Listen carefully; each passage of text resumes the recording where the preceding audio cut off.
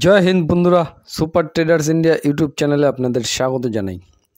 তো আসুন একটা চমৎকার খবর, যার যার কাছে এই শেয়ারটি আছে, যে শেয়ারটি নিয়ে আলোচনা করব এখন, এই শেয়ারটা যাদের কাছে আছে তাদের বলতে পারেন একটা লটারি লেগে গেল। কেমন লটারি?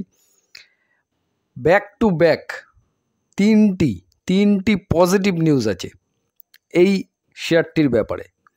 তো আপনাদের অনেকের কাছেই এই শেয়ারটি হোল্ডিং থাকতে পারে, আবার নাও থাকতে পারে কারোর কাছে। তো যাদের কাছে আছে তাদের জন্য দারুণ দারুণ দারুণ গুড নিউজ, কারণ তিনটে back to back good news আছে, পুরোটাই দেবো। তার সাথে সাথে তিনটে এমন কোম্পানি নিয়ে আলোচনা করব, যে কোম্পানির ব্যবসাগুলো নিয়ে আলোচনা করব, এবং দারুণ একটা জায়গায় দেখতে পাচ্ছি আর কি, আমার পার্সোনাল ওপিনিয়ন। তো এই সমস্ত স্টকগুলো আলোচনার অর্থ এটা নয় যে আপনাকে কোনো মতে বাই, হোল্ড, সেল, এভারেজ এই রকম কোনো কিছু বলা হচ্ছে, সেটা কখনোই ভাববেন না। মানে কোনো প্রকার রেকমেন্ডেশন হিসেবে নেবেন না, ডিসক্লেমার একদম ক্লিয়ার কাট। তো আলোচনা করব, এবং প্রথম যে লটারি লাগার কথা বললাম সেই কি নিউজ আছে সেটা নিয়ে আলোচনা করব, এবং তারপরে যে তিনটে শেয়ার নিয়ে আলোচনা করব সেটা আমার পার্সোনাল ওপিনিয়ন, এবং আমার পার্সোনালি ওই তিনটে স্টকের বিজনেস খুব ভালো লাগে, এবং বলতে পারেন ছোট কোম্পানি। তো কিছু অনেকে আমাকে কমেন্ট করেছেন যে কিছু ছোট কোম্পানি নিয়ে আলোচনা করুন দাদা। তো আমি আলোচনা করছি, আপনাদের সামনে তুলে ধরছি, সমস্ত ব্যাপারগুলোই বলবো, কিন্তু তারপরে আপনার কাজ হচ্ছে সেই কোম্পানিগুলোকে নিয়ে স্টাডি করা।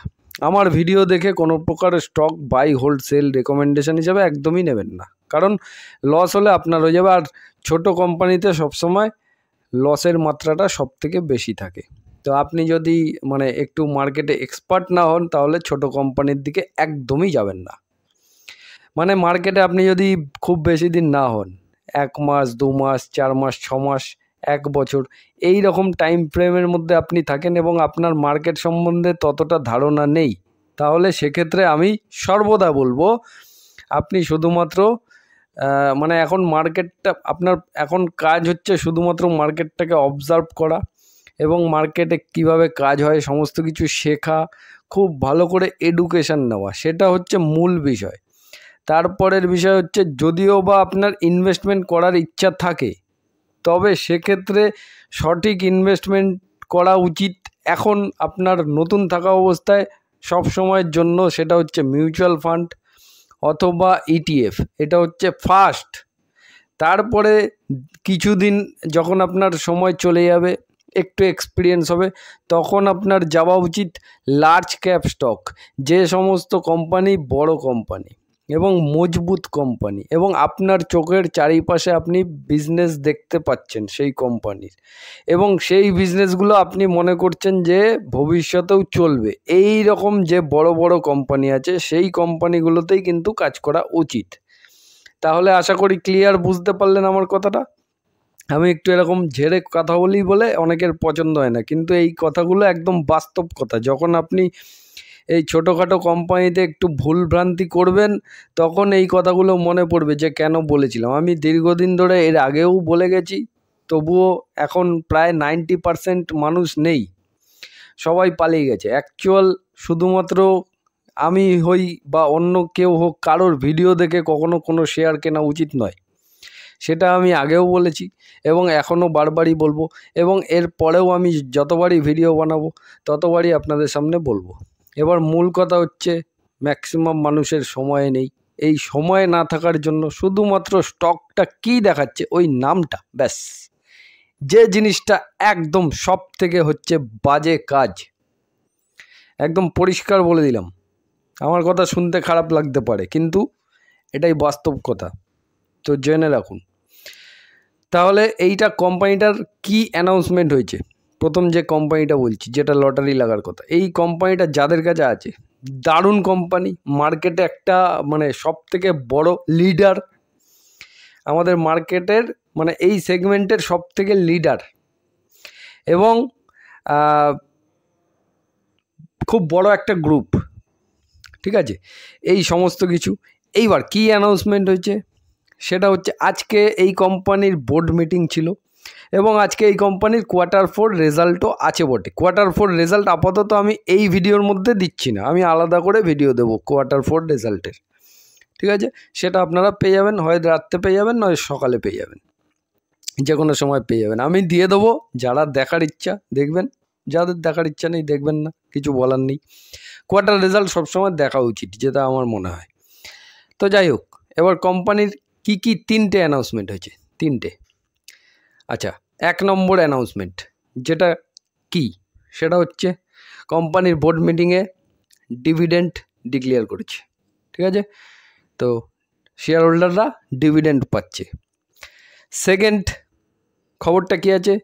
সেকেন্ড খবরটা হচ্ছে কোম্পানি স্প্লিট দিচ্ছে, স্প্লিট ঘোষণা করেছে। কোম্পানির ফেস ভ্যালু আছে 2, ঠিক আছে?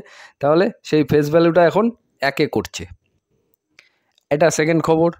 থার্ড খবর কি আছে? থার্ড খবর আরও একটা পজিটিভ, সেটা হচ্ছে বোনাস। কোম্পানি বোনাসও দিচ্ছে, স্প্লিট সাথে সাথে বোনাস এবং প্লাস ডিভিডেন্ড। তার মানে তিনটে পজিটিভ নিউজ। আচ্ছা, এবার আমি স্টকটির 1 বছরের চার্ট প্যাটার্নটা ওপেন করে রেখেছি। তো 1 বছরের চার্ট প্যাটার্নে অলরেডি টপ লেভেলে বসে আছে। এইবার এই যে 3টে নিউজ কোম্পানি অফিসিয়ালভাবে জানিয়ে দিল, এটা কখন জানিয়েছে? আমাদের মার্কেট ক্লোজ হয়ে যাওয়ার পর। তাহলে এর রিয়াকশান আগামীকাল মার্কেট ওপেনিংয়ে আমরা দেখতে পারবো। তার সাথে সাথে কি দেখতে পারবো? কোম্পানির Q4 রেজাল্টও আছে আজকে। এই Q4 রেজাল্ট প্লাস তার সাথে সাথে এই 3টে পজিটিভ অ্যাকশান, এই দুটোর প্রভাব আগামীকাল এই স্টকটির ওপর কিভাবে পড়বে সেটা আমরা আগামীকাল মার্কেট ওপেন হওয়ার পর কিন্তু দেখতে পাবো। পুরো কথাটা ক্লিয়ার। এবার চলে আসি কোম্পানিটা কি। কোম্পানিটা হচ্ছে বাজাজ ফাইন্যান্স। তো যাদের কাছে আছে বাজাজ ফাইন্যান্সের স্টক, তাদের কাছে এই সমস্ত ব্যাপারটা হয়ে যাবে। এইবার এটা ডিটেলসে কত কি হলো দাদা, কত স্প্লিট, বোনাস, এই ব্যাপারটা কি একটু ডিটেলসে বুঝিয়ে দিন। অবশ্যই বুঝিয়ে দেবো, দেখে নিন। Bajaj finance announce 4:1 bonus issue. তার মানে বোনাস কত? 4:1। আর স্টক স্প্লিট 1:2। এই ব্যাপারটা আপাতত বুঝে গেলেন তো। বোনাস 4:1 এবং স্প্লিট 1:2, এটা হয়ে গেল। এবার একটু ডিটেলসে বুঝিয়ে দেওয়ার চেষ্টা করি। তো কোম্পানির ফেস ভ্যালু আছে 2, ঠিক আছে? আপনি স্ক্রিন আর ওয়েবসাইটে গিয়ে যখন ফেস ভ্যালু বলে থাকে দেখবেন, ওখানে দেখবেন ফেস ভ্যালু 2 আছে। সেই ফেস ভ্যালুটা এখন 1 হয়ে যাবে। তার মানে ফেস ভ্যালু যখনই 1 হয়ে যাবে, ভবিষ্যতে আর কখনো এই স্প্লিটটা আর পাওয়া যাবে না। বোনাস পাওয়া যেতে পারে কিন্তু স্প্লিটটা আর হবে না। তাহলে স্প্লিটের মানে স্প্লিট হচ্ছে এই লাস্ট 2 থেকে 1 করা। এবার 1:2, তার মানে ধরুন আপনার কাছে একটা শেয়ার আছে, আমি একটা দিয়েই এক্সাম্পল দিচ্ছি। তাহলে এবার 2 থেকে যেহেতু 1 হচ্ছে, তার মানে আপনার কাছে একটা শেয়ার আছে, আপনি তার বদলে আরও একটা শেয়ার পাবেন। হয়ে গেল। তাহলে টোটাল আপনার কাছে কটা শেয়ার হলো? 2টো। এটা স্প্লিট হয়ে যাওয়ার পর এবার কি দেখছে? 4:1 বোনাস। এবার যে বোনাস, এবার আপনার কাছে 2টো স্টক হয়ে গেছে। তাহলে এবার একটা স্টক থাকলে আপনি পাবেন 4টে। তার মানে 2টো স্টক থাকলে আপনি পাবেন কটা? 8টা, ঠিক আছে? 2 + 8, তার মানে আপনার কাছে টোটাল শেয়ার কটা হলো? 10টা। তার মানে আপনার কাছে একটা শেয়ার থাকলে টোটাল এই বোনাস এবং স্প্লিট এই দুটো মিলিয়ে টোটাল আপনার কাছে শেয়ার হবে 10টা। এইবার এই জায়গায় অনেকে একটা ভুল করেন। এই যে বাজাজ ফাইন্যান্স এখন 9,000 টাকা দাম আছে, ধরুন যাই হোক 9,100 বা 9,000ই ধরছি আমি, 9,000 টাকা দাম আছে। এবার অনেকে যারা নতুন আছে তারা কি ভুল করে, এই 9,000 টাকা দাম আছে, আমি এবার আরও 8টা শেয়ার পাবো, মানে 8টা না, আরও 9টা শেয়ার পাবো। তাহলে মানে এখন 9,000 টাকা দাম আছে, আমার কাছে একটা শেয়ার আছে, টোটাল 10টা শেয়ার হয়ে যাবে 9,000 টাকা করে, 90,000 টাকা আমার ভ্যালু হয়ে যাবে। তাহলে এই চিন্তাভাবনাটা একদম ভুল। যারা জানেন না তারা জেনে রাখুন, অনেকে জানেন না এই ব্যাপারটা। কারণ এর আগে সিমেন্টসের ক্ষেত্রে অনেকের অসুবিধা হচ্ছে, কারণ সিমেন্টসের অনেকের কাছে হোল্ডিং আছে এবং তারা এখনও 50% পোর্টফোলিওতে নেগেটিভ দেখাচ্ছে, যার কারণে বুঝতে পারছেন না ব্যাপারটা। তো ওটা কিছুই না, সমস্ত কিছুই ঠিক আছে। শেয়ার অ্যাডজাস্টমেন্ট হতে টাইম লাগে, পেয়ে যাবেন। এটার ক্ষেত্রেও টাইম লাগবে, পেয়ে যাবেন। কোম্পানি শুধুমাত্র অ্যানাউন্স করে দিলেও সঙ্গে সঙ্গেই হয়ে যায় না, এটার জন্য বোর্ডের অ্যাপ্রুভাল লাগে, এনএসি বিএসসির কাছ থেকে প্রচুর পারমিশন নিতে হয়, সমস্ত কিছু প্রসেস করতে অনেক সময় লাগে। তারপরে আপনার ডিম্যাট অ্যাকাউন্টে সেটা অ্যাড করবে, এই সিডিএসএলের কাছে আপনার শেয়ার রাখা থাকে, সিডিএসএলের কাছ থেকে ভেরিফাই করে সমস্ত কিছু করে তারপরে গিয়ে আপনার ডিম্যাট অ্যাকাউন্টে অ্যাড হবে অনেক দিন পর। ক্লিয়ার? তাহলে যার কাছে একটা শেয়ার আছে 10টা শেয়ার হয়ে গেল, এটা তো হলো। এইবার কি হবে? এবার শেয়ার প্রাইসটা যে 9,000 টাকা আছে, সেই 9,000 টাকাটাও ভাগ করে দিন 10 দিয়ে। ঠিক আছে? 9,000 টাকাকে 10 দিয়ে ভাগ করলে কত হবে? ভাগ করে নিন 900 টাকা। তার মানে শেয়ার প্রাইসটাও 900 টাকা হয়ে যাবে। ক্লিয়ার? তাহলে যেদিনকে এই বোনাস এবং স্প্লিটটা হবে সেই দিনকে স্টকটাতে একটা লম্বা আপনি এরকম রেড ক্যান্ডেল দেখতে পারবেন এবং আপনার পোর্টফোলিও দেখবেন বিশাল একটা মাইনাস। ঠিক আছে?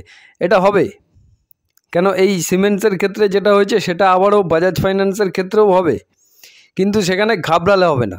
যারা যারা এই ভিডিওটি দেখলেন তারাই একমাত্র ঘাবড়াবে না, কিন্তু যারা অ্যাভয়েড করে যাবেন তারা ঘাবড়ে যাবে, আবার হয়তো টেলিগ্রাম গ্রুপে জিজ্ঞাসা করতে থাকবে অথবা আমাকে মেসেজ করতে থাকবে বা কমেন্ট সেকশানে বলতে থাকবে। তো এই রেগুলার আপডেট থাকতে হবে তার জন্য। তো ব্যাপারটা হচ্ছে এই, তার কোম্পানির 3টে পজিটিভ অ্যাকশান। এইবার এই যে 3টে অ্যাকশান নিল, ডিভিডেন্ডটা ছেড়ে দিন, এই বোনাস এবং স্প্লিট, তো এইটা দেখে কি শেয়ার কখনো কেনা উচিত? না, কখনো না। আপনি যখনই কোনো শেয়ার কিনবেন সেটা বোনাস, স্প্লিট, ডিভিডেন্ড, বাইব্যাক এই সমস্ত দেখে কখনোই কেনা উচিত নয়। আপনাকে সবসময় সেই কোম্পানির বিজনেসে দেখতে হবে। এবার যদি বলেন বোনাস স্প্লিটে তাহলে কি লাভ নেই? অবশ্যই লাভ আছে। লং টাইম যারা হোল্ডিং করে রাখে 10 বছর, 15 বছর, 20 বছর, 25 বছর, এই রকম লং টাইমে এর ফায়দাটা পাওয়া যায়। আপনি 1 মাস, 2 মাস, 4 মাস, 6 মাস, 1 বছর, 2 বছরের মধ্যে এই জিনিসটা কখনোই বুঝতে পারবেন না। ঠিক আছে? তো এই ফায়দাটা লং টাইমেই একমাত্র পাওয়া যায়। ব্যাপারটা ক্লিয়ার? তো হয়ে গেল, বাজাজ ফাইন্যান্সের এই একটা অ্যানাউন্সমেন্টই ছিল। তো যারা যারা শেয়ার হোল্ডাররা আছেন তারা সমস্ত কিছু এই ব্যাপারটা পুরো যা বললাম সেটা পেয়ে যাবেন। এবার চলে আসে আমি 3টে কোম্পানি। আচ্ছা, তো প্রথম কোম্পানিটা হচ্ছে প্রাজ ইন্ডাস্ট্রিজ লিমিটেড। আবারও একবার ডিসক্লেমার ক্লিয়ার কাট, কোনো রেকমেন্ডেশন নয়। বাই, হোল্ড, সেল, এভারেজ সমস্ত কিছু আপনার ব্যক্তিগত ব্যাপার। লাভ লস যেটা হবে সেটা আপনার হবে। আমি আমার ব্যক্তিগত মতামতটা শেয়ার করব। আমার খুবই ভালো লাগে এই কোম্পানিটি এবং দারুণ ব্যবসা। তো বিজনেস সম্বন্ধে পুরো ডিটেলসে আজকে আলোচনা করব। ব্যাপারটা যদি ভালো লাগে তাহলে কমেন্টের মাধ্যমে অবশ্যই জানাবেন। আমি এই রকম ডিটেলসে আলোচনা এর পরেও আপনাদের সাথে করব বিভিন্ন শেয়ার নিয়ে। ঠিক আছে? যাই হোক, 508 টাকা শেয়ার প্রাইস আছে এবং 1 বছরের চার্ট প্যাটার্নটা ওপেন করে দিয়েছি। 1 বছরে 7% নেগেটিভ দেখা যাচ্ছে। এবারে 1 বছরের ওপরের টপ লেভেল থেকে একটা কারেকশান হয়ে নিচের একটা লেভেলে ট্রেড করছে। এটা হচ্ছে চার্ট কি বলছে। এবার 5 বছরে দেখছি আমরা 750% প্রায় রিটার্ন আছে। তার মানে 5 বছরে দারুণ একটা রিটার্ন ইউ বানিয়ে দারুণ একটা হায়ার হাই মেরে এখন একটা কারেকশানের মধ্যে এসছে। এইবারে কোম্পানির ডিটেলস দেখতে হবে। প্রথম দেখতে হবে কোম্পানির ব্যবসাগুলো আমি আপনাকে দেখাচ্ছি পর। সেই ব্যবসাগুলোই কিন্তু আমার খুব পছন্দ। শেয়ার প্রাইসটা কোনো ব্যাপার না। এবার শেয়ার প্রাইস একটা মোটামুটি ওপরের টপ লেভেল থেকে একটা অ্যাডজাস্টমেন্ট হয়েছে। 1 বছরের প্রথম কোম্পানিটা নিয়ে আমি একটু ডিটেলসে দেখিয়ে দিচ্ছি, তারপরেরগুলো আর দেখাবো না, সেগুলো আবার পরবর্তীকালে দেখিয়ে দেবো কোনো সময়। ওপরের টপ লেভেল থেকে যদি ক্যালকুলেট করি তাহলে প্রায় 40% কারেকশান হয়েছে। ঠিক আছে, তাহলে 40% কারেকশান হয়েছে। এবার কোম্পানির মার্কেট ক্যাপ দেখব, সমস্ত কিছু দেখব, সব ব্যাপারটা পুরো ডিটেলসে বুঝিয়ে দেওয়ার চেষ্টা করব। প্রথম দেখে নেব কোম্পানির একটু বিজনেস। তো দেখুন, আমি ডিটেলসে একদম বাংলায় বোঝাচ্ছি পুরো। প্রাজ ইন্ডাস্ট্রিজ লিমিটেড একটি ভারতীয় বহুজাতিক প্রকৌশল ও প্রযুক্তি কোম্পানি, যার সদর দপ্তর হচ্ছে পুনে, মহারাষ্ট্রে অবস্থিত। এটি মূলত জৈব ভিত্তিক প্রযুক্তি ও প্রকৌশল সমাধানে বিশেষজ্ঞ এবং বিশ্বব্যাপী 100টিরও বেশি দেশে এর উপস্থিতি রয়েছে। তার মানে শুধুমাত্র আমাদের ভারতবর্ষে না, ভারতবর্ষের বাইরেও 100টার বেশি দেশে কিন্তু এই কোম্পানির ব্যবসা চলে।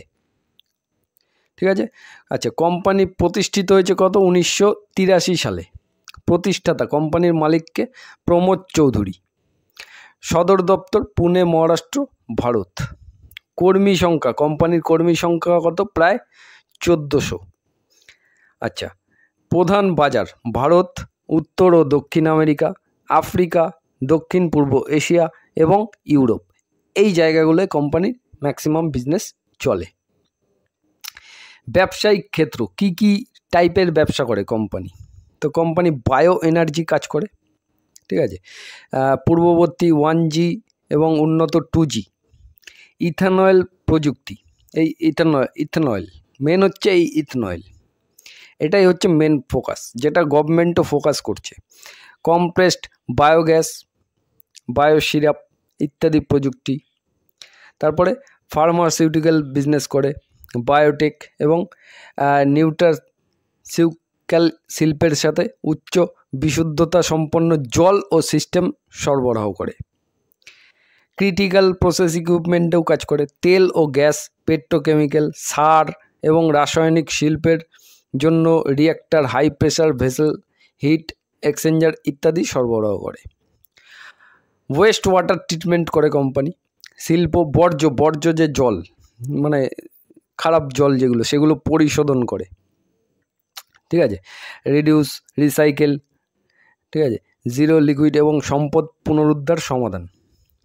ব্রিওয়ারি অ্যান্ড বিভারেজেও কাজ করে কোম্পানি, শিল্প ও কারুশিল্প, ব্রিওয়ারি, পানীয় উৎপাদন এবং সম্পূর্ণ প্রকল্প বাস্তবায়ন সমাধান, ঠিক আছে। গবেষণা, প্রাজ ম্যাট্রিক্স হলো কোম্পানির গবেষণা ও উন্নয়ন কেন্দ্র, যেখানে 2G, ইথানয়েল, উন্নত বায়োকেমিক্যাল এবং বায়োপলিমার নিয়ে গবেষণা হয়। এই কেন্দ্রটি কোম্পানির বিভিন্ন ব্যবসায়িক ইউনিটের জন্য উদ্ভাবনী সমাধান প্রদান করে। কোম্পানির আর্থিক ফিনান্সিয়াল ইয়ার 24-এর মোট রাজস্ব 34.66 বিলিয়ন, ভারতের রাজস্ব হচ্ছে 27.9 বিলিয়ন, বিদেশের রাজস্ব হচ্ছে 6.77 বিলিয়ন। 2024 সালে প্রাজ তাদের R&D কেন্দ্রে প্রথম alcohol to jet demo plant উদ্বোধন করেছে। 2023 সালে প্রাজ এবং ইন্ডিয়ান অয়েল কর্পোরেশন যৌথভাবে বায়োফুয়েল উৎপাদন ক্ষমতা বৃদ্ধির জন্য একটি চুক্তি স্বাক্ষর করেছে। প্রাজের 2G ইথানয়েল প্রযুক্তিভিত্তিক IOCL মানে ইন্ডিয়ান অয়েল কর্পোরেশন এর বায়ো রিফাইনারি প্রকল্পটি গ্লোবাল হটেস্ট 50 প্রজেক্টের মধ্যে 5ম স্থান অর্জন করেছে। তার মানে বুঝতে পারছেন ব্যবসাটা কত দারুণভাবে তৈরি করেছে। কোম্পানি অনেক সামাজিক দায়িত্বও পালন করে, যেমন প্রাজ ফাউন্ডেশন নামের সংস্থা আছে, এর মাধ্যমে কোম্পানি স্বাস্থ্য, শিক্ষা এবং পরিবেশ সংক্রান্ত বিভিন্ন সামাজিক উদ্যোগ গ্রহণ করে, যেমন গ্রামীণ স্কুলে প্রযুক্তি শিক্ষা এবং মহিলাদের জন্য স্বাস্থ্য সচেতনতা কর্মসূচি। এই সমস্ত কিছুই কোম্পানি করে। এই হয়ে গেল কোম্পানির মেন যে বিজনেস সম্বন্ধে ছোট্ট সামান্য কিছু বললাম। তো এই যেভাবে আমি বোঝালাম এই বিজনেসটা, কোম্পানির বিজনেসটা ডিটেলসে, এইভাবে যদি বুঝতে চান তাহলে কমেন্ট সেকশানে একটু লিখে দেবেন, তাহলে আমি এই রকমভাবে আপনাদের এর পরবর্তীকালেও ডিটেলসে একটু বুঝিয়ে দেওয়ার চেষ্টা করব, ঠিক আছে। কারণ স্ক্রিনার ওয়েবসাইটে আমি যখন দেখাই তখন অনেকেই ব্যাপারগুলো অনেকে বোঝে না, যার কারণে আমাকে জিজ্ঞাসাবাদও করে, আমি কমেন্ট পেয়েছি, অনেকের মেসেজও পেয়েছি। সুতরাং এইভাবে আমি বুঝিয়ে দেওয়ার একটু চেষ্টা করব, তাতে আপনাদের অনেকটা সুবিধা হতে পারে আমার যেটা মনে হচ্ছে। তো এবার চলে আসবো, এবার সমস্ত কিছুই দেখলাম, এবার এর সাথে সাথে আরেকটা মেন যে বিষয়, কোম্পানির কাছে এই ইথনয়েল প্লান্ট সব থেকে বেশি আছে, সব থেকে বেশি ইথনয়েল প্লান্ট আছে প্রাজ ইন্ডাস্ট্রির কাছে। এবং ইথনয়েলের প্রোডাকশান যত দিনের পর দিন বাড়বে তত এই কোম্পানির বিজনেস বাড়ারও সম্ভাবনা আছে, কারণ ইথনয়েলে গভর্নমেন্টও ফোকাস করছে, পেট্রোলের সাথে ইথনয়েল মিলিয়ে গাড়ি চলবে, যেটা মোটামুটি 2 বছর আগে গভর্নমেন্ট 10% মানে পেট্রোলের সাথে 10% মেলানো যাবে এটা বলেছিল, তারপরে গভর্নমেন্ট 20% স্যাংশন করেছে এবং ফিউচারে আবার 1 বছর 2 বছর পর গভর্নমেন্ট 30%ও এটাকে বাড়ানোর জন্য পরিকল্পনা করছে। তো এই জিনিসগুলো হচ্ছে একটা পজিটিভনেস দেখাচ্ছে।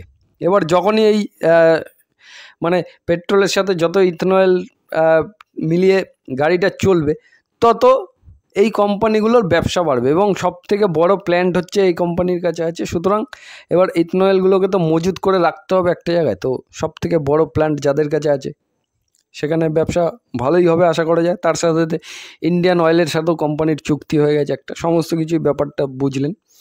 এবার চলে আসবো আমি সরাসরি কোম্পানির ফান্ডামেন্টালি। এইবার প্রথম আমরা দেখে নেব কি কোম্পানির মার্কেট ক্যাপ। মার্কেট ক্যাপ কত আছে? 9,341 কোটি টাকা। তার মানে একটা ছোট কোম্পানি বলতে পারি। এবার মার্কেট ক্যাপ অনুযায়ী যে সমস্ত কোম্পানির মার্কেট ক্যাপ ছোট আছে সেই সমস্ত কোম্পানি মার্কেট ক্যাপ অনুযায়ী প্রচুর বড় হওয়ার সম্ভাবনা আছে। মানে এটা ধরুন এখন 9,000 কোটি টাকাই ধরলাম আমি, তো 9,000 কোটি থেকে যখন এই মার্কেট ক্যাপটা 90,000 কোটিতে যাবে, দেখুন কবে যাবে না যাবে, আদৌ যাবে কি যাবে না সেটা পৃথিবীর কেউ জানে না, সুতরাং আমিও জানি না। তো আমি যেটা হবে মানে যে জিনিসটা হলে যেটা হতে পারে সেটাই আমি বলছি। তো এই যে 9,000 কোটি টাকা মার্কেট ক্যাপ আছে, তো এবার আপনি যদি মনে করেন যে কোনো স্টকের ক্ষেত্রেই মার্কেট ক্যাপ আপনি দেখে নিলেন, এবার মনে করলেন সেই শেয়ারটি আপনি 10 গুণ করে রিটার্ন নিয়ে তারপরে আপনি বেরোবেন। এবার সেই 10 গুণ রিটার্ন করতে গেলে সেই মার্কেট ক্যাপটা 10 গুণ হতে হবে। তার মানে 9,000 কোটি টাকা আছে এখন ধরুন মার্কেট ক্যাপ অ্যাপ্রক্স, তো 9,000 কোটি থেকে যখন 90,000 কোটি টাকা মার্কেট ক্যাপ হবে তখন এই কোম্পানিটাও 10 গুণ হবে। বোঝাতে পারলাম? এবার 10 গুণ কখন হবে? কোম্পানির সমস্ত কিছু বিজনেস ঠিকঠাক চলতে হবে, বিজনেসে গ্রোথ করতে হবে, সমস্ত কিছু করতে হবে, তারপরে সেখানে শেয়ার হোল্ডাররা ইন্টারেস্ট দেখাবে, বড় বড় ইনস্টিটিউশন ইন্টারেস্ট দেখাবে এবং সেখানে ডিম্যান্ড তৈরি হবে। এই ডিম্যান্ড যত বাড়বে তত শেয়ার প্রাইসও ধীরে ধীরে বাড়তে থাকবে এবং মার্কেট ক্যাপটাও ধীরে ধীরে বাড়তে থাকবে। ব্যাপারটা ক্লিয়ার? তাহলে কি হলো, এই যত ছোট মার্কেট ক্যাপ আছে সেখান থেকে সম্ভাবনা আছে পরবর্তীকালে বিজনেস ভালো করলে সেই মার্কেট ক্যাপ অনুযায়ী অনেক বড় রিটার্ন দেওয়ার ক্ষমতা রাখে মার্কেট ক্যাপ অনুযায়ী। এইবার তার সাথে সাথে বিজনেস করতেই হবে, তাছাড়া কোনো মতেই সম্ভব নয়। এবার আমরা ফিউচারের তো কিছু দেখতে পারবো না, ফিউচারের যেহেতু দেখতে পারবো না আমরা প্রিভিয়াস রেকর্ড দেখতে পারবো। এবার প্রিভিয়াস রেকর্ড কি বলছে সেই অনুমান করে ফিউচারের অনুমান করতে পারি, জাস্ট ব্যাস, আর কিচ্ছু না। যে মানে প্রিভিয়াস হিস্টোরি দেখে কোম্পানি কেমন পারফরমেন্স করেছে তার উপর ভিত্তি করে ফিউচারেও যদি এই রকমই পারফরমেন্স করতে পারে তাহলে কোম্পানিটা বড় হওয়ার সম্ভাবনা আছে, সেটাই। এবার ফিউচারে মানে অতীতের হিস্টোরিগুলো কি করে দেখব, সেটা হচ্ছে ইয়ারলি হিসাব, বছরের, ঠিক আছে। তো টোটাল সেলস 2,300 কোটি, 4টে কোয়ার্টার রেজাল্ট বেরোয় একটা বছরে। আমি পুরো ডিটেলস একটু আলোচনা করে নিচ্ছি। 4টে কোয়ার্টার রেজাল্ট বেরোয়, কোয়ার্টার 1, 2, 3, 4। আমি এই চ্যানেলের মধ্যে কোয়ার্টার রেজাল্টের ভিডিও দিয়ে থাকি, তো যারা যারা দেখতে ইচ্ছুক কোয়ার্টার রেজাল্টের ভিডিও দেখে নেবেন, যেদিন যার যার রেজাল্ট আছে সেদিন আমি দিয়ে দিই। তো এই কোম্পানিটারও আজকে রেজাল্ট আছে, তবে আমি এই ভিডিওর মধ্যে রেজাল্ট দেখাবো না, আপাতত রেজাল্টের ভিডিও আলাদা করব, ঠিক আছে। তো 2,300 কোটি 2022-এ, তারপর 2023-এ 3,500 কোটি, এখান থেকে বাড়লো। 2024-এ 3,400 কোটি, কিছুটা ডাউন। তারপরে 2025-এ এখন 3,228 কোটি, কিছুটা এখন ডাউন হয়েছে। এবার ফিউচারের অনুমান করতে হবে। এখন আপাতত ডাউন হয়েছে, কিন্তু এই ইথনয়েলের প্রোডাকশান ফিউচারে গিয়ে যদি গ্রো করে তবেই গিয়ে শেয়ার প্রাইসও গ্রো করবে। এবার যেহেতু ডাউন হয়েছে সুতরাং সেহেতু শেয়ার প্রাইসটাও একটু কারেকশান হয়েছে, ঠিক আছে। গ্রো না করলে শেয়ার প্রাইসও নিচে আসতে হবে আস্তে আস্তে, মানে ডিম্যান্ড কমতে থাকবে। ইয়ারলি নেট প্রফিটে যদি চলে আসি 81 কোটি, 150 কোটি, 240 কোটি, 283 কোটি, এখন 219 কোটি। তো এর আগে কন্টিনিউয়াসলি বাড়ছিল, কিন্তু এই ইয়ারে একটু কম হয়েছে এবং ইপিএসও একটু ডাউনফল দেখা গেছে। ঠিক আছে, শেয়ার প্রাইসও ডাউনফল দেখা যাচ্ছে। এবার বাকি সমস্ত ফান্ডামেন্টাল আপনাকে চেক করতে হবে। তো আমি সমস্ত কিছুই দেখাচ্ছি। কোম্পানির কাছে রিজার্ভস কত আছে? 1345 কোটি টাকা, এবং রিজার্ভস কন্টিনিউয়াসলি বাড়ছে, যেটা একটা ভালো সাইন। এবং বোরোয়িং মানে ঋণ, কোম্পানির কাছে কত ঋণ। তো রিজার্ভস 1300 কোটি রিজার্ভস আছে, তার এগেনস্টে বোরোয়িং আছে, কোম্পানির কাছে ঋণ আছে 195 কোটি টাকা। তার মানে ঋণ যথেষ্ট কম বোরোয়িংয়ের তুলনায়। কোম্পানির কাছে ফিক্সড অ্যাসেট আছে 568 কোটি, এবং ফিক্সড অ্যাসেটের পরিমাণ ধীরে ধীরে বাড়ছে। তার মানে কোম্পানি ব্যবসা কিন্তু গ্রো করছে, বিভিন্ন নতুন নতুন প্ল্যান্ট তৈরি করছে, বিজনেস বাড়াচ্ছে, এরকম যাবতীয় বিজনেসের জন্য নতুন সরঞ্জাম বাড়াচ্ছে। এই সমস্ত কিছু বাড়িয়ে অ্যাসেট বাড়ছে কোম্পানির, এবং টোটাল অ্যাসেটও ধীরে ধীরে বাড়ছে। 3160 কোটি টাকা টোটাল অ্যাসেট আছে। এবার শেয়ার হোল্ডিং প্যাটার্নটাও আপনাকে চেক করতে হবে। এবার একটা ছোট কোম্পানি, মার্কেট ক্যাপ কম, তার শেয়ার হোল্ডিং প্যাটার্নও দেখা গুরুত্বপূর্ণ। যেখানে প্রোমোটার হোল্ডিং আমরা দেখছি প্রায় 33% মতো আছে, এবং এফআইসের কাছে হোল্ডিং আছে 18.5%-এর বেশি, এবং আগের কোয়ার্টারের থেকে এই কোয়ার্টারে সেমই আছে। তো এফআইস সেলিং করেনি, উল্টো দিকে ডিআইসও সেলিং করেনি, এবং পাবলিকও সেল করেনি। তার মানে সেমই সবার শেয়ার হোল্ডিং প্যাটার্ন একদম সেম আছে কোয়ার্টারলি। ঠিক আছে, এবং ম্যাক্সিমাম শেয়ার হোল্ডিং প্যাটার্ন মানে শেয়ার হোল্ডার আছে বড় প্লেয়াররা, এফআইস, ডিআইস এবং প্রোমোটার। তাদের কাছে ম্যাক্সিমাম স্টেক আছে, 30% স্টেক পাবলিকের কাছে আছে। ঠিক আছে, এই হচ্ছে শেয়ার হোল্ডিং প্যাটার্ন। সমস্ত ডিটেলস পুরোটা আলোচনা করলাম। ঠিক আছে, তো এবার বাই, হোল্ড, সেল, এভারেজ সমস্ত কিছু আপনার ব্যক্তিগত ব্যাপার। আমি কোম্পানি সম্বন্ধে ডিটেলস আলোচনা করলাম। এবার মেন হচ্ছে বিজনেস সম্বন্ধে আলোচনা করলাম। এই বিজনেসটাতে কি আপনি ইন্টারেস্টেড, তবে গিয়ে আপনি এই কোম্পানিটাকে নিয়ে স্টাডি করে দেখতে পারেন। ঠিক আছে, কোম্পানি নিয়ে স্টাডি করা, ব্যাস এটাই হচ্ছে আমার কাজ। শেয়ার কিনবেন কি কিনবেন না, বা কী করবেন না করবেন, সেটা পুরোপুরি আপনার ব্যাপার, বা আপনার ফাইন্যান্সিয়াল অ্যাডভাইজারের সাথে সবসময় কনসাল্ট করে নেবেন। ঠিক আছে, আমি এই ব্যাপারে কোনো কিছুই বলতে পারি না। সেবির অনেক কিছু গাইডলাইন আছে, সেগুলো মেনটেন করে চলতে হয়। ঠিক আছে, তো এই একটা কোম্পানি হয়ে গেল। এবার বাকি দুটো কোম্পানি আমি আর এত ডিটেলস দেখাবো না। পরবর্তীকালে যদি এই ডিটেলস আলোচনা আপনাদের জানতে হয়, তাহলে কমেন্ট সেকশানে একটু জানিয়ে দেবেন। আমি অবশ্যই এইভাবে ডিটেলসে আলোচনা করব এক একটা স্টক নিয়ে। ঠিক আছে, চলে আসি পরবর্তী স্টক। নেক্সট কোম্পানিটি হলো জেকে পেপার লিমিটেড। 1 বছরের চার্ট প্যাটার্ন ওপেন করে রেখেছি। 1 বছরে এখানে প্রায় 15.5% কারেকশান দেখাচ্ছে, মানে মাইনাস। তবে ওপরের টপ লেভেল থেকে এই নিচে ক্যালকুলেট করে যদি দেখি, তাহলে প্রায় 50% ক্র্যাশ ওপরের টপ লেভেল থেকে, এবং এটা আরও বেশি ছিল। ধীরে ধীরে একটু রিকভারি করতে আমরা দেখতে পাচ্ছি। লাস্ট 6 মাসের চার্ট প্যাটার্নটা আমরা যদি ওপেন করি, তাহলে অনেকটাই নিচে চলে গেছিলো। ধীরে ধীরে এখন ধীরে ধীরে আবার একটু ওপরের দিকে যাচ্ছে। তো নিচের লেভেল থেকে মোটামুটি প্রায় 12% মতো একটা রিটার্ন দিয়ে দিয়েছে নিচের লেভেল থেকে। তবে ওপর থেকে অনেকটাই কারেকশান হয়েছে, ধীরে ধীরে আবার রিকভারি করছে। এবার এর 5 বছরের চার্ট প্যাটার্নটা আমরা যদি দেখে নিই, তাহলে 224% রিটার্ন। এবার যারা বড় রিটার্ন নিচ্ছে, প্রফিট বুকিং হবে, প্রফিট বুকিং হচ্ছে। ঠিক আছে, ম্যাক্সিমাম চার্ট প্যাটার্ন যদি দেখে নিই, তাহলে left to right chart pattern ওপরেই যাচ্ছে, এবং এই একটা কারেকশান। তো এর আগে এরকম কারেকশান প্রচুর হয়েছে। ঠিক আছে, আলটিমেটলি যতবারই কারেকশান হয়েছে, আলটিমেটলি একটা নিউ হাই তৈরি করেছে। এবার ফিউচারে গিয়েও হাই তৈরি করবে না সেটা আমি জানি না, তবে আমি ব্যবসাটা নিয়ে আপনার সাথে ডিসকাস করতে পারি। তো চলুন দেখে নিই। আচ্ছা, এই কোম্পানির মার্কেট ক্যাপ হচ্ছে 5470 কোটি টাকা। তার মানে এটাও একটা ছোট কোম্পানি। আচ্ছা, এটা আমি স্ক্রিনার ওয়েবসাইটে দেখছি। এখানেও আপনি দেখতে পারবেন, এই যে আপনি যখন সার্চ করবেন, তারপরে দেখুন কি পয়েন্ট লেখা আছে, এবং ঠিক কি পয়েন্টের নিচে রিড মোর বলে একটা অপশান আছে।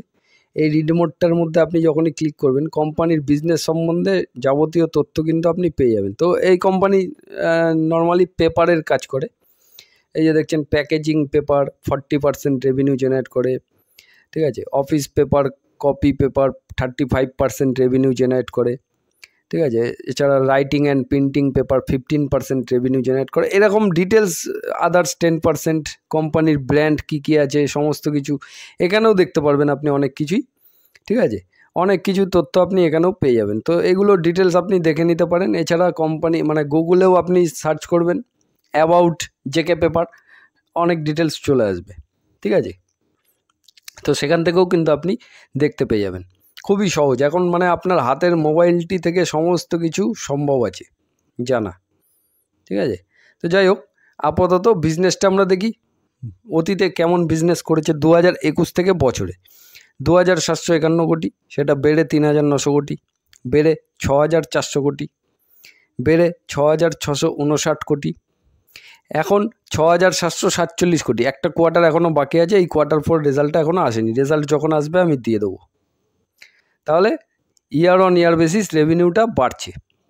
নেট প্রফিটে আমরা যদি চলে আসি 237 কোটি, বেড়ে 544 কোটি, সেখান থেকে বেড়ে 1208 কোটি। লাস্ট ইয়ারে একটু ডাউন হয়েছে 1133 কোটি, এবং এই বছরে 614 কোটি। একটা কোয়ার্টার এখনও বাকি আছে, তাহলে ডাউন হয়েছে। শেয়ার প্রাইসও 50% ডাউন হয়েছে, ঠিক আছে। কোম্পানির কাছে রিজার্ভস আছে 5100 কোটি টাকা, এবং রিজার্ভসের পরিমাণটা ধীরে ধীরে বাড়ছে। বোরোয়িং আছে তার এগেনস্টে 2029 কোটি টাকা, রিজার্ভসের তুলনায় বোরোয়িং কম। ফিক্সড অ্যাসেট আছে 5773 কোটি টাকা, এবং টোটাল অ্যাসেট আছে 9218 কোটি টাকা। এবার চলে আসবো শেয়ার হোল্ডিং প্যাটার্নে। প্রোমোটার হোল্ডিং প্রায় 50%-এর কাছাকাছি, বাকি এফআইস ডিআইস সবার কাছেই হোল্ডিং আছে। এফআইস হোল্ডিং কিছুটা সেল হয়েছে, ডিআইস হোল্ডিংও সামান্য সেল হয়েছে, পাবলিক হোল্ডিং সামান্য বেড়েছে, তো কারেকশান হয়েছে। এবার কোয়ার্টার রেজাল্ট দেখতে হবে, সমস্ত কিছুই দেখতে হবে। ধীরে ধীরে রিকভারি করছে নিচ থেকে, ঠিক আছে, সেটাও আমরা দেখতে পেলাম। কোম্পানির বিজনেস সম্বন্ধে যাবতীয় তথ্য একটু পড়ে নেবেন, তারপর গিয়ে ডিসিশান সম্পূর্ণ আপনার। নেক্সট কোম্পানিটি হচ্ছে রতন ইন্ডিয়া এন্টারপ্রাইজেস লিমিটেড। 43 টাকা 51 পয়সা শেয়ার প্রাইস। এক বছরের চার্ট প্যাটার্নটা ওপেন করে দিয়েছি, প্রায় 43% কারেকশান হয়েছে, এবং ওপরের টপ লেভেল থেকে যদি ক্যালকুলেট করি নিচে এখন প্রায় 50% কারেকশান। তবে নিচের এই লেভেল থেকে আরও অনেকটাই নিচে নেমেছিল, সেখান থেকে কিছুটা রিকভারি করেছে, প্রায় 6 থেকে 7% রিকভারি করেছে, ঠিক আছে। এবার কোম্পানির 5 বছরের চার্ট প্যাটার্ন আমরা যদি ফলো করি, তাহলে 5 বছরে এখনও একটা ভালো রিটার্ন দিয়ে বসে আছে, তাহলে প্রফিট বুকিং হয়েছে। এবং ম্যাক্সিমাম চার্ট প্যাটার্ন যদি দেখি, তাহলে ধীরে ধীরে উপরের দিকে যাচ্ছে, এবং একটা নিউ হাই, আবার একটু কারেকশান, মানে প্রফিট বুকিং হয়েছে। আবার যদি বিজনেস ঠিকঠাক করতে পারে তাহলে, কারণ এগুলো ছোটোখাটো কোম্পানি, ছোটোখাটো কোম্পানির সবসময় বিজনেস গ্রোথ করতে হবে। বিজনেস যেভাবে গ্রো করবে সেইভাবে শেয়ার প্রাইসও গ্রো করবে, পরিষ্কার কথা হচ্ছে এটাই। দেখে নিন। তো রতন ইন্ডিয়া এন্টারপ্রাইজ লিমিটেড এর বিজনেসটা যদি দেখাই, তাহলে এটা একটা ফ্ল্যাগশিপ কোম্পানি, এবং রতন ইন্ডিয়া গ্রুপ, ঠিক আছে।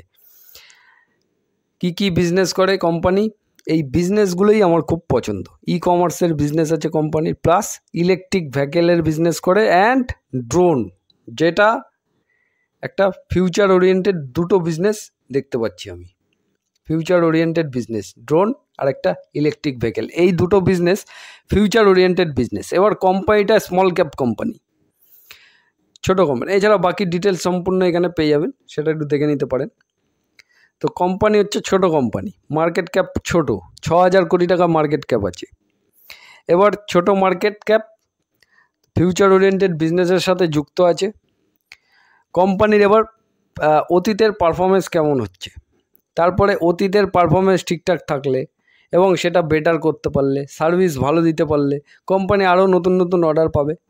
যত নতুন নতুন অর্ডার পাবে সেই অর্ডারগুলো এক্সিকিউট করবে, এবং সেই অর্ডারগুলো এক্সিকিউট করার পর তাতে ফল ভালো পাবে যারা কিনবে আর কি।